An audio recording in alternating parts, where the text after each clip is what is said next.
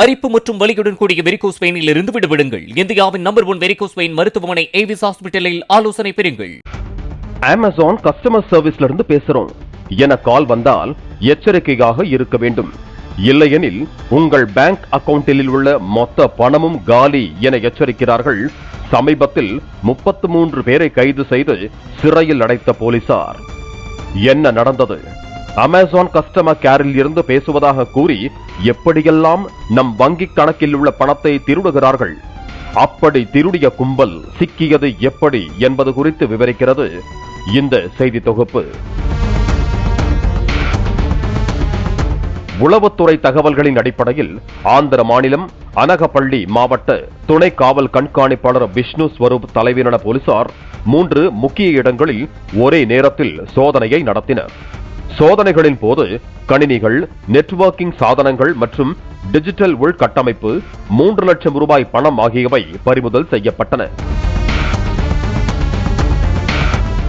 மகாராஷ்டிராவை சேர்ந்த புனித் கோஸ்வாமி மற்றும் ராஜஸ்தானை சேர்ந்த அபிஹந்த் தாகா ஆகியோர் அமேசான் வாடிக்கையாளர் சேவை மைய மேலாளர்களைப் போல ஆள் மாறாட்டம் செய்து மக்களை ஏமாற்றியதால் அவர்கள் முக்கிய குற்றவாளிகளாக அடையாளம் காணப்பட்டிருக்கிறார்கள்.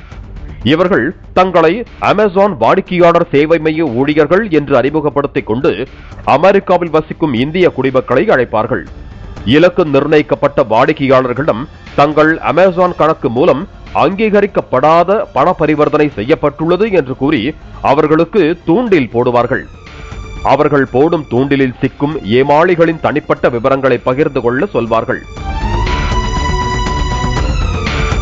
பின்னர் அந்த போலி டெலிகாலர்கள் குறிப்பிட்ட அமெரிக்க வாழ் இந்தியரிடம் கிடைக்கப்பெற்ற தகவல்களை அடுத்த கட்டத்தில் இருப்பவர்களுக்கு தெரிவிப்பார்கள். அவர்கள் தங்களை அமெரிக்க வங்கி அதிகாரிகள் அல்லது அமெரிக்க மத்திய வர்த்தக ஆணையத்தின் உறுப்பினர்கள் என்று அறிமுகப்படுத்திக் கொண்டு அமெரிக்காவில் வசிக்கும் அந்த குறிப்பிட்ட நபரை தொலைபேசியில் தொடர்பு கொண்டு பேசுவார்கள்.